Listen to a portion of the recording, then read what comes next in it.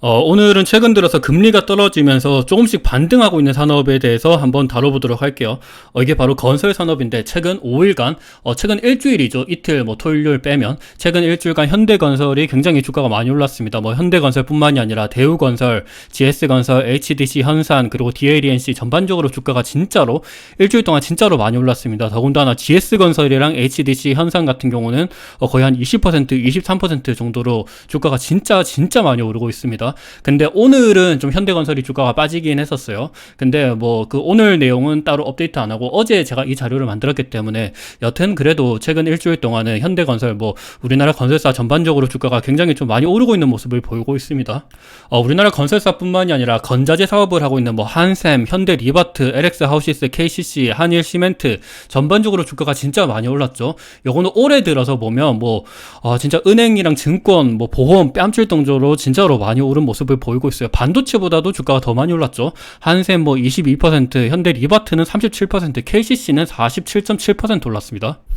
왜 이렇게 많이 오르냐? 사실 건설사들이 주가가 진짜로 많이 떨어졌거든요. PER, PBR 보면 PER이 5배 안 되는 건설사들도 진짜 많아요. 이런 것들을 봤을 때 금리가 많이 올라서 당연히 부동산 시황이 안 좋다 보니까 건설사들이 분양하기도 그렇고 공급을 많이 줄였잖아요. 그리고 비청구 공사 이런 것도 많았기 때문에 이자 비용도 많고, 그리고 부실 채권 이런 것도 있어서 이때까지는 별로 안 좋았는데, 근데 최근 들어서 나타나는 이야기는 금리를 떨어뜨릴 것이다. 올해 9월부터는 이제 미국에서 기준금리를 100% 이제 떨어뜨릴 것이고, 적어도 한 2번은 올해 말까지는 떨어뜨리지 않을까라는 이야기가 나오고 있습니다. 왜냐하면 미국의 고용도 최근 들어서는 안 좋게 나오고 있고, 그리고 미국의 소비와 관련된 기업들, 나이키, 그리고 룰루레몬 이런 기업들의 주가가 보면 굉장히 많이 떨어지고 있죠.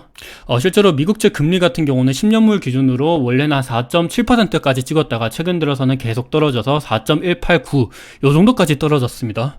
요 정도면 채권 투자자들이 봤을 때는 무조건 올해 연말까지는 미국에서 기준금리를 떨어뜨리지 않을까라고 베팅하는 거다라고 생각을 하시면 될 것 같죠. 이렇게 금리를 떨어뜨리면 당연히 우리나라 산업 중에서 가장 수혜를 볼 수 있는 산업이 증권사들도 있긴 하지만 건설사들이 아무래도 가장 수혜를 볼 수가 있어요. 참고로 제가 오늘 말씀드린 내용은 건설사를 무조건 사라는 거는 아닙니다. 근데 최근 들어서 건설사 주가가 많이 오르고 여러 가지 산업에 대해서 공부를 하면 저희가 투자할 때 장기적으로 좋다라고 생각을 해서 오늘은 건설사에 대해서 한번 다뤄보는 거예요.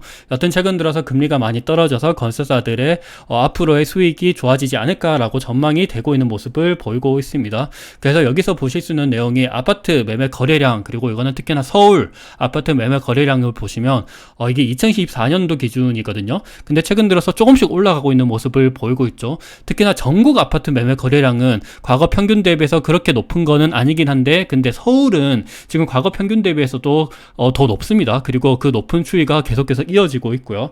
그리고 보면 전세 가격 주간 변동률을 보면 최근 들어서 이게 작년도 7월부터 해서 이게 플러스로 계속 전환이 되고 있죠. 전세 가격이 주간당 계속 오르고 있는 모습을 보이고 있습니다. 서울, 경기, 인천 기준으로 계속 상승하고 있는 모습이 보이고 있고요. 그리고 특히나 이거는 매매 가격 기준으로 보면 서울이 최근 들어서 서울 아파트 매매 가격이 진짜 많이 오르고 있는 모습을 보이고 있습니다. 아파트 부동산 가격이 이렇게 오르면 당연히 건설사들 입장에서는 당연히 좋을 수가 있겠죠. 최근 들어서는 시공사랑 시행사 간의 합의가 이루어지는 경우도 많다고 하더라고요. 원래 건설사들 입장에서는 아파트를 건설할 때 비용이 많이 들잖아요. 콘크리트 비용도 들고 인건비도 들고 여러 가지 철근 비용도 들고 하는데, 근데 최근에 인플레이션 때문에 굉장히 물가가 비쌌는데, 근데 아파트 가격 자체가, 부동산 가격 자체가 계속 떨어지고 있어서 요거를 가격 정가기가 힘들었습니다. 더군다나 우리나라에서는 아파트 분양가 상한제가 있죠. 그래서 이 아파트 분양가를 올리려고 해도 못 올립니다. 정부에서 이걸 규제하기 때문이죠. 그리고 시행사들 입장에서도 지금 아파트 가격이 떨어지는데, 이 아파트 가격이 떨어지면 이제 건설사들 입장에서는 이 비용 부담을 하기 위해서 시행사들, 그러니까 주택조합들한테 분담비를 늘리라고 합니다. 근데 시행사들 입장에서도 이 아파트 분담금을 올리기가 좀 그렇죠. 아파트 가격이 올라야 분담금을 올려도 얘네들 입장에서 어느 정도 수익이 발생하는데, 그래서 이게 굉장히 조금 안 좋은 모습이다라고 살펴보시면 좋을 것 같아요. 그리고 금리가 높으면 이자 비용도 많이 발생하죠. 그래서 비용이 전반적으로 인플레이션율 그리고 금리가 높아서 이런 것 때문에 안 좋고 아파트 가격이 떨어져서 안 좋았는데, 최근 들어서는 금리가 떨어지고 아파트 가격이 올라서 건설사들이 수혜를 보고 있다라고 생각을 하시면 좋을 것 같습니다. 그리고 최근 들어서 부동산 가격이 이렇게 오르는 게 금리가 떨어지는 것 뿐만이 아니라 정부에서는 아파트 가격을 떨어뜨리라라고 얘기하기가 굉장히 힘들어요. 왜냐하면 아파트 부동산 같은 경우는 우리나라 전국민 투자 상품이죠. 근데 이 부동산 가격을 떨어뜨리는 정책을 펼쳤다가 정권이 교체될 수가 있죠. 그래서 아파트 가계부채가 느는데 정부는 여전히 규제를 완화하려고 계속 그런 노력을 펼치고 있어요. 신생아 특례론부터 해서 신혼부부 대출, 이런 부동산 규제 완화 정책을 계속해서 펼치고 있습니다. 요것 때문에도 부동산 가격이 조금씩 올라가는 모습을 보이고 있죠. 그리고 서울 아파트 같은 경우는 우리나라 사람들 심리적으로 무조건 장기적으로는 우상향한다, 그리고 정권에서 요거를 받쳐준다라는 그런 기본적인 마인드도 깔려 있잖아요. 더군다나 플러스 금리가 떨어질 것이다 라는 기대감이 있기도 합니다. 그리고 지금까지 가격이 또 많이 빠지기도 했었어요. 여튼 건설사들 입장에서는 비용이 많이 발생하고, 그리고 시행사들이랑 합의가 잘 이루어지지 않고 있다 보니까 공급을 많이 안 하려고 했었어요. 2013년도, 작년도, 그리고 올해도 보면 2011년도 22년도 대비해서는 많이 이렇게 분양 물량 자체가 많이 줄어들었거든요. 올해는 이거는 예측치죠. 그래서 올해도 이렇게 될지는 잘 모르긴 합니다. 이거는 연말 돼 봐야 아는 거고, 여튼 아직까지는 분양이 그렇게까지 활발히 일어나지 않는다, 분양이 안 일어나고 있다, 공급이 안 일어나고 있다라는 거는 건설하는데 좀 한 2년 정도는 시간이 걸리죠. 그러면 2년 후에 입주 물량이 많이 줄어든다라는 얘기입니다. 2025년도, 2026년도 입주 물량이 굉장히 많이 감소할 거라고 예상이 되고 있는데, 이 입주 물량이 감소하면 그만큼 공급이 줄어들고, 공급이 줄어든다는 거는 상대적인 수요가 많다는 거고 아파트 가격이 올라갈 수 있다라는 거죠. 미리 아파트 가격이랑 주식시장은 선반영을 하는 거죠. 그래서 최근 들어서 송파 헬리오시티 매매가가 최근 들어서 거의 전고점을 돌파하고 있는 듯한 모습을 보이고 있습니다. 고덕 그라시움도 마찬가지죠. 그리고 마곡 엠벨리 같은 경우는 아직 전고점을 돌파하지는 못하고 있지만 그래도 조금씩 올라가고 있는 모습이고, 마포 레미안 푸르지오 같은 경우도 최근 들어서 조금씩 나쁘지 않은 모습을 보이고 있는 그런 상황입니다. 그래서 전반적으로 최근 들어서 나오는 뉴스 헤드라인이 청담 르엘 아파트가 있죠. 그게 조합이랑 롯데건설이 이제 공사비에 대해서 극적 합의를 했다라고 합니다. 공사비가 이때까지는 너무 높아서 롯데건설 입장에서는 조합원들의 분담금을 높여달라, 그리고 우리한테 수익이 많이 떨어져야 된다라고 얘기를 했는데, 이게 아파트 가격이 많이 오르지 못하다 보니까 조합원 입장에서도 이게 싫은 거예요. 근데 최근 들어서 아파트 가격이 올라서 다시금 이런 합의를 이루어지고 있다라고 한번 이런 기사가 많습니다. 보면 현대건설도 마찬가지예요. 서울 홍제 3구역 재건축 조합이랑 공사비 합의가 임박을 했다라고 기사가 되어 있고, 그리고 왕십리 알짜 재개발 행당 7구역도 이제 공사비 증액에 대해서 합의를 했다라고 합니다. 요거는 아마 대우건설이죠. 그래서 최근 들어서 합의 이야기가 많이 나오는 것만큼 건설사들 입장에서도 장기적으로는 좋지 않을까라는 그런 이제쯤은 저점이지 않을까. 이때가 주가가 진짜 많이 빠졌기 때문에, 그래서 그런 것 때문에 주가가 최근 들어서 급반등하는 모습이 보이고 있는 것 같아요. PER, PBR을 기준으로 봤을 때 건설사들이 진짜 아마 우리나라 산업에서 건설사만큼 저평가를 받고 있는 산업도 잘 없을 거예요. GS건설 보면 PER이 한 6배, 그리고 현대건설 7배, DLNC 한 5배, 6배 정도 되죠. 대우건설은 한 4배, 4점 몇 배 정도 됩니다. 진짜로 많이 저평가를 받고 있죠. 그리고 PBR을 보면 얘들은 진짜로 많이 쌉니다. 가지고 있는 자산 대비해서, 가지고 있는 자본 대비해서 시총이 진짜로 많이 싼 거는 사실이긴 해요. 근데 건설사들을 제가 지금 무조건 좋다라고 이야기를 하는 거는 아니에요. 이따 다시 말씀드리겠지만, 분양가가 분양 물량이 그렇게 늘어나고 있는 건 아니거든요. 아직까지 미분양 물량도 많습니다. 그리고 절대적인 비용이 아직까지 높아요. 그래서 그런 것들을 봤을 때는 이게 지금 저점을 인지하고 급매수가 들어오는 거일 수도 있어서 이게 무조건 저점이다라고 얘기하기도 좀 애매하긴 합니다. 그리고 장기간에 걸쳐서 주가가 옆으로 행보할 수도 있고 주가가 더 빠질 수도 있어요. 그래서 이런 부분들은 한번 참고하셔서 보셔야 된다. 저는 최근 들어서 건설사들이 왜 이런 모습을 보이고 있고, 그리고 장기적으로 우리가 투자했을 때 건설사들에 대해서 어떨 때 주가가 오를지 요거에 대해서도 미리 공부를 하면 어느 정도 투자에 있어서 도움이 되기 때문에 이렇게 말씀드리는 거예요. 그리고 트럼프의 지지율이 많이 올라가고 있죠. 요거 때문에도 이제 건설사들이 수혜를 많이 볼 것이다 라는 이야기를 많이 하고 있습니다. 트럼프가 이제 대통령이 되면 러시아 우크라이나 전쟁을 종식시킬 것이다 라는 이야기를 많이 하고 있죠. 러시아 우크라이나 전쟁이 종식이 되면 이제 우크라이나 재건 사업이 본격적으로 들어가겠죠. 우크라이나 재건 사업은 1200조라고 합니다. 규모가. 근데 우리나라 같은 경우는 G7과 함께 대규모 재건 사업을 조율할 우크라이나 공여자 공조 플랫폼, 요게 MDCP라고 하는 협의체가 있거든요. 요거를 설립했습니다. 우리나라도 뭐 우크라이나의 이제 주택, 철도, 뭐 도로, 뭐 에너지 요런 거에 대해서 복구하는 사업에 참여를 합니다. 뭐 현대건설, 대우건설, 그리고 GS건설 여러 가지 건설사들이 뭐 요런 쪽으로 투자를 할 수 있기 때문에 우리도 어느 정도 수혜를 볼 수도 있지 않을까라는 그런 생각도 할 수가 있을 것 같아요.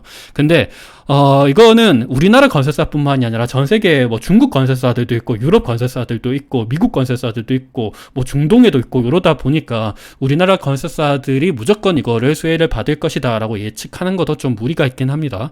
여튼 트럼프가 대통령이 되면 우리나라 건설사들한테도 수혜를 받을 수 있지 않을까라는 기대감이 있기는 해요.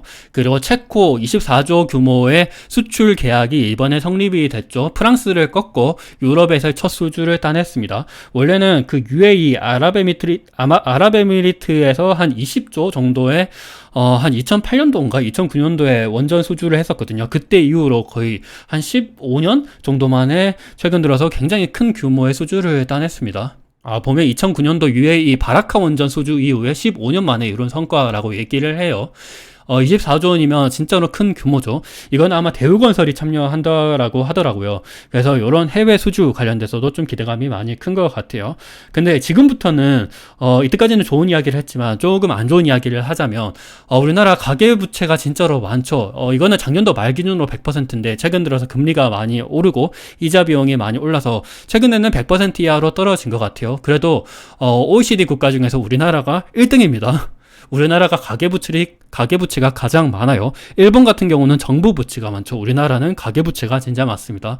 이게 전반적으로 부동산 쪽으로 많이 들어가 있는 부채죠. 그래서 한은의 이창용 총재 같은 경우는 이제 한국은행이 금리에 대해서 독립적으로 결정할 것이다. 우리나라 가계부채가 진짜 많아서 진짜 높아서 규제를 강화해야 된다라는 이야기를 하고 있습니다. 근데 요거 관련돼서 이제 국토교통부 장관 정부 쪽이랑은 입장이 좀 다르죠.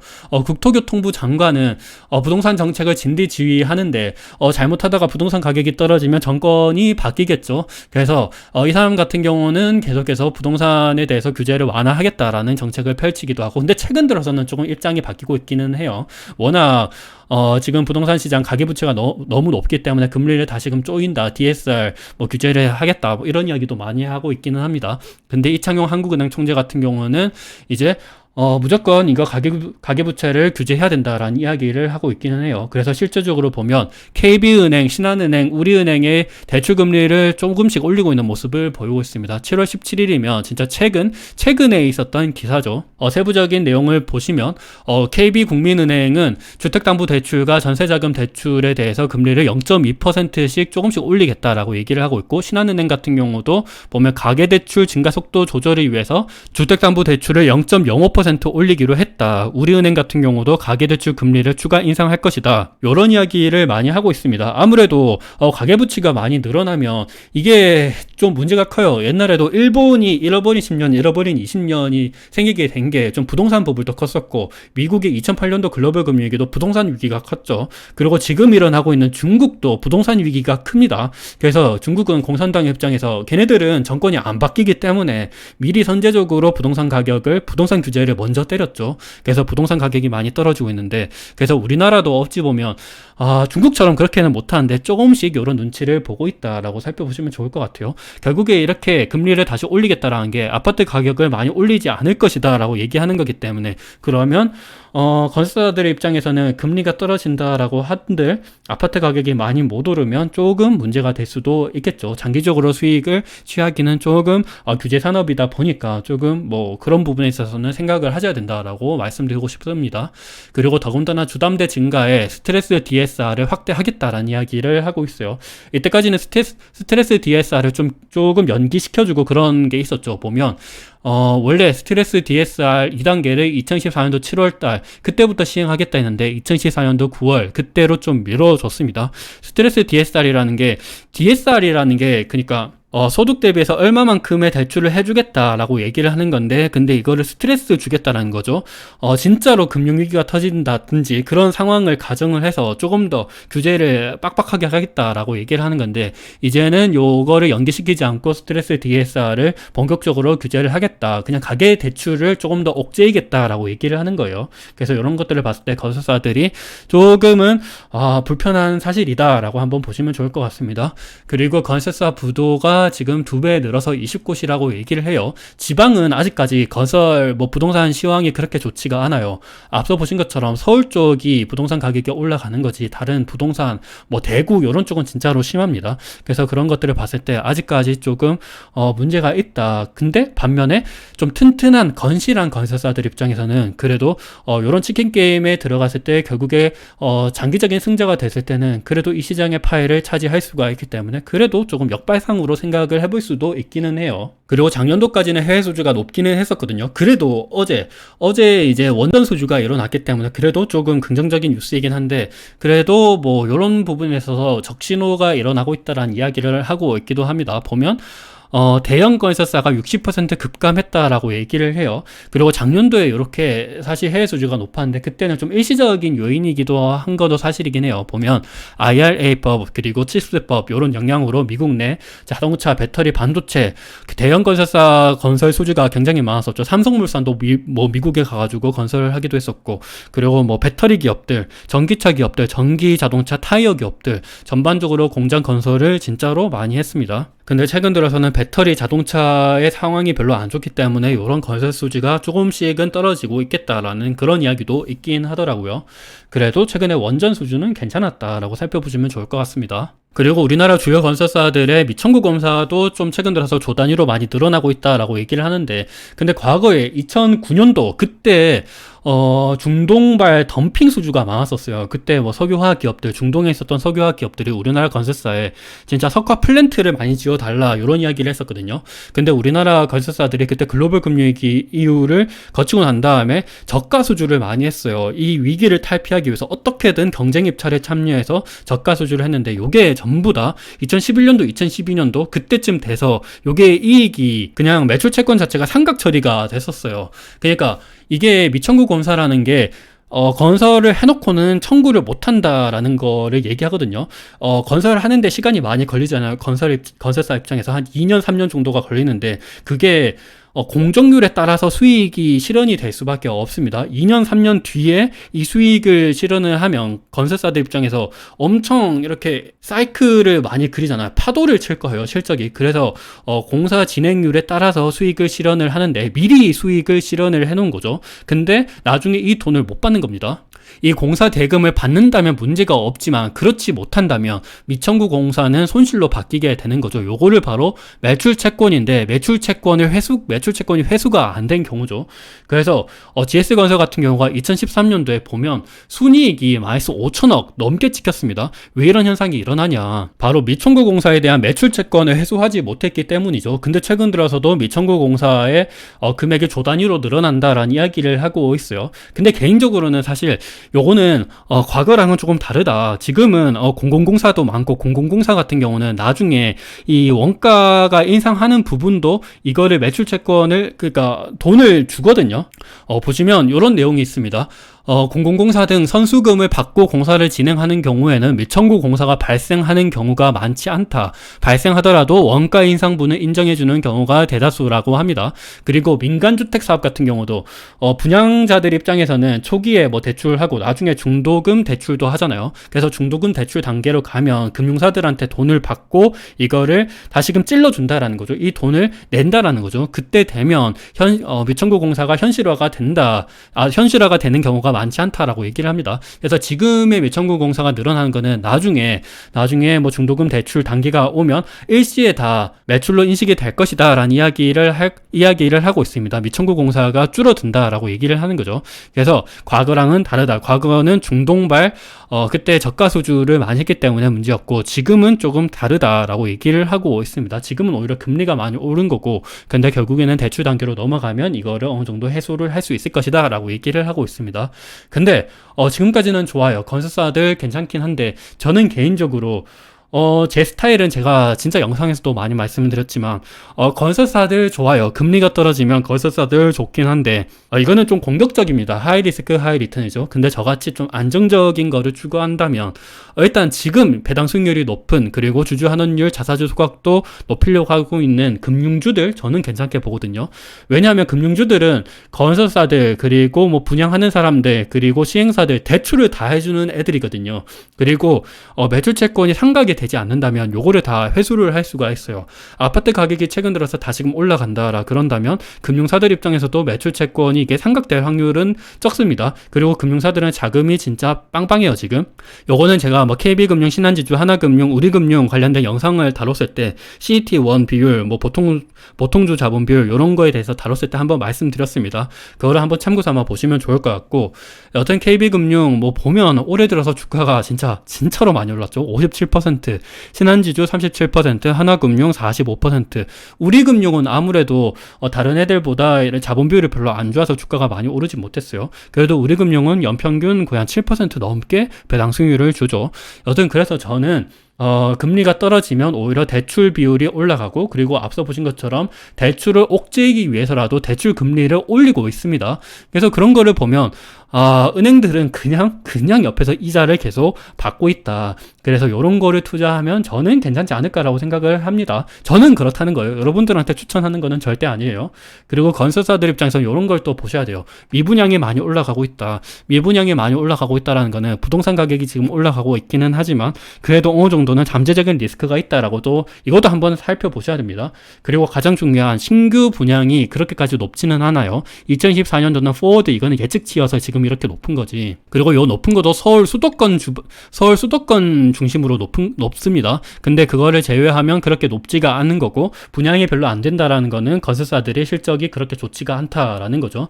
그래서 뭐 GS건설의 최근 실적을 보더라도 이거는 뭐 인천 검단신도시 그때 뭐 일시적인 비용 때문에 이렇게 떨어진 것도 있긴 하지만 그래도 전반적으로 실적이 좀 안 좋아지고 있는 모습을 보이고 있다라고 살펴보시면 좋을 것 같습니다.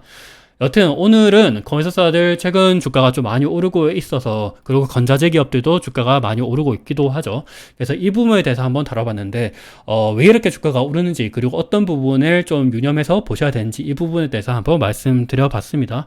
오늘 영상의 투자에 어느 정도 도움이 되셨으면 좋을 것 같습니다. 감사합니다.